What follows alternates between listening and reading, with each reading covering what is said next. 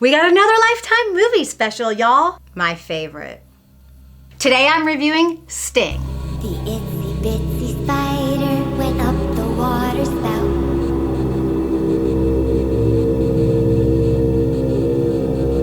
Down came the rain and washed the spider. There's not a lot that makes me scared or gets me freaked out. However, one thing does scare me, and in fact it petrifies me, and that is spiders.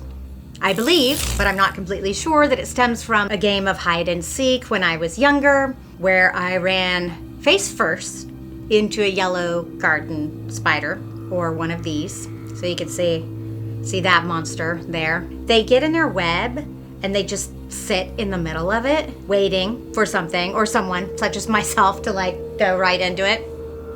Ruined me, destroyed me as a child. Yes, I'm not afraid to admit to that. Anything with 8 legs is just wrong. So more often than not, I do choose to watch spider films, or in this case, creature features or monster movies, which this is. When I saw the Sting trailer, I knew that I had to see it. Sting is an R-rated horror film that will be coming to theaters April 12th.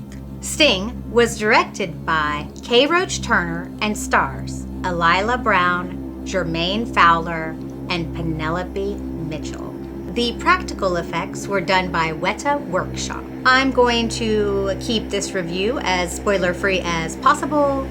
I will try not to tell too much other than what is going to help you determine whether you would like to see this film or not. Sting is about a spider egg that crashes to Earth.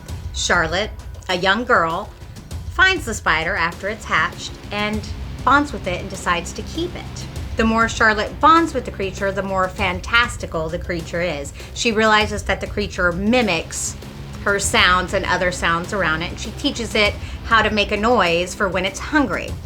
However, as the creature gets larger, so does its appetite, and it goes off and finds food on its own. Charlotte lives in an apartment with her mother, her stepfather, and her baby brother. Also above or below them, Charlotte's grandmother and her aunt live, and they own the building. Her stepfather does maintenance work on the apartments and gets extra money or lives rent-free. And Charlotte writes comics and he illustrates them. I'm going to start off with saying the cinematography is very nice. There are a lot of moving shots. It is shot very dark, but it is very clear. You can make out what's happening. The beginning of this movie starts off and it actually almost has kind of a fantastical feel. It kind of reminds me of Gremlins in a way. This movie has a lot of influences in it, and it's heavily influenced by Predator, for sure.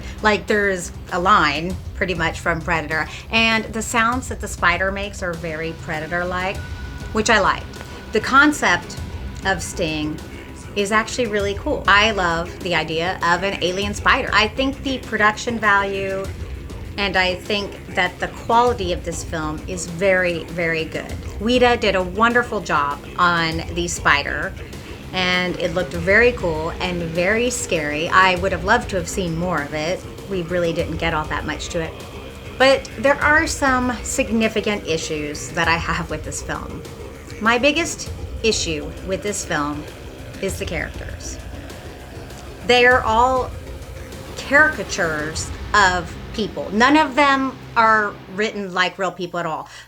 None of them. Not a single one of them. Not a single character is written like a real person. It seems like horror movie makers want to turn horror movies into Lifetime films with lots of Lifetime family drama, and it super irritates me and super annoys me, and it turns me off really, really badly. And unfortunately, that is absolutely the case with this film.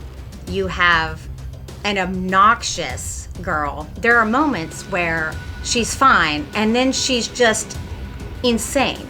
You have the grandmother who is very cute, but she has dementia, and most of the time people with dementia don't really act the way she did. She wasn't written exactly normal. My grandmother had Alzheimer's and developed dementia, and they're not normally as sweet and kind as she is. But I did love the grandmother's character. She was a precious. She was absolutely a moment of laughter and was so cute in the film. The things that the stepfather and the mom say to each other is unhinged. There is a point where the stepfather is trying to juggle his maintenance job with him illustrating the stepdaughter's comic.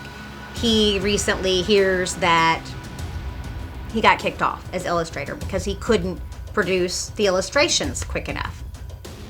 Sad. He's trying to go around fixing everything that's wrong with the building and not doing the best job of that. And while he's fixing something, it shocks him or something, and he gets upset. And he tells the wife that he is, and you can see it, you can feel it, like his eyes are welling up, like he's tearing up, and he's like, I am losing it. It's actually a really vulnerable scene for him. And the wife says, no, you're losing us. What? Okay.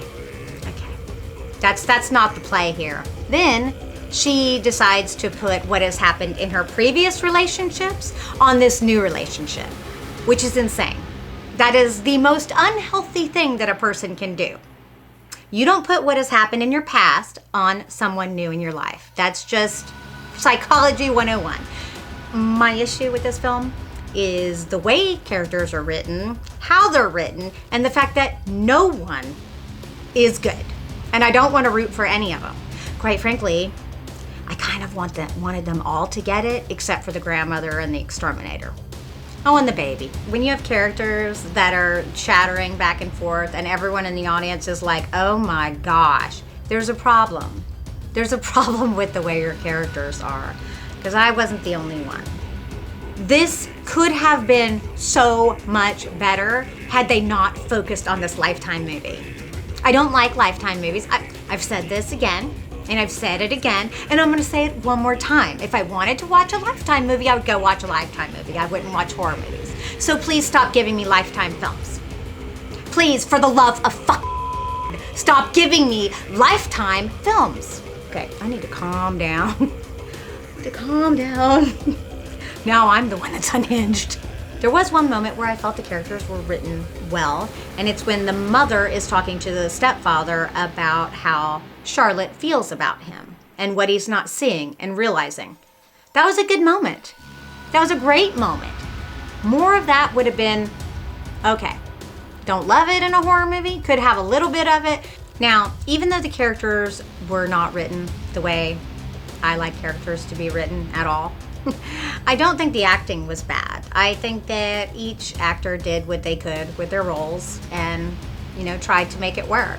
What's interesting about this movie is they keep showing this almost snowstorm outside, but they're not snowed in because this exterminator keeps coming. And I really don't understand what the purpose of that was or if it had any bearing on the story, but personally, I think that if the exterminator had come and then they had gotten snowed in and been forced to stay in the apartment complex and maybe had a few additional apartments that they could have victims of and not focus on the family drama, it would have been a far more successful film. Because when you see movies that are successful, like Predator, which is exciting and fun, they're just being hunted. They don't have all this drama. I mean, there's bits of it because we want to get to know the characters. We want to love the characters. We want to enjoy the characters. As long as they're written somewhat believably and if they're likable. Also, the trailer gives a ton away for this movie.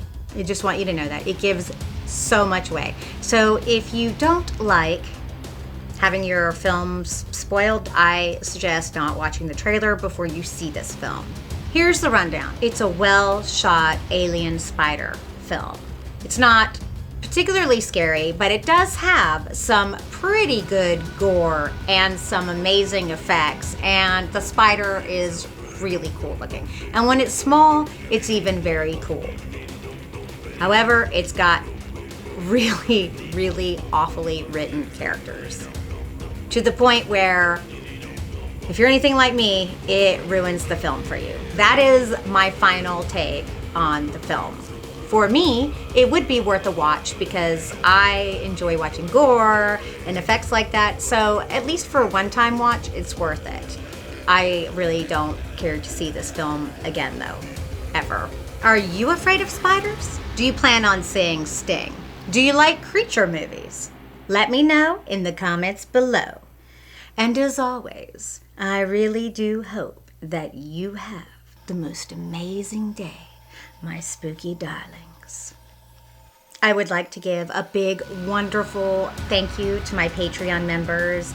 For those of you who help support my channel in this way, I greatly, greatly appreciate it and love you dearly. Chris Mizictino, Jimmy Horror, Janie McLaren, Jose Reyes, Phil Smith, Jim Kemmerling, and Deal Demon. You are my spooky darlings, and I love you so much. Thank you so much. My dad had this story about diving when he was in the Navy and about how an octopus attacked him, and he swears that the octopus was trying to get his mask off because it knew that would really destroy him. He wasn't wearing a tank at the time. I don't know. They dived in their underwear and a knife and a mask. That's it. Super weird. It was a long time ago. They did weird stuff back then. I just can't handle watching families with this sort of silly drama. Ugh. It's just so trite and overdone, and it just bores me to tears. So I didn't hate this film. I didn't hate it. I just don't want to ever see it again.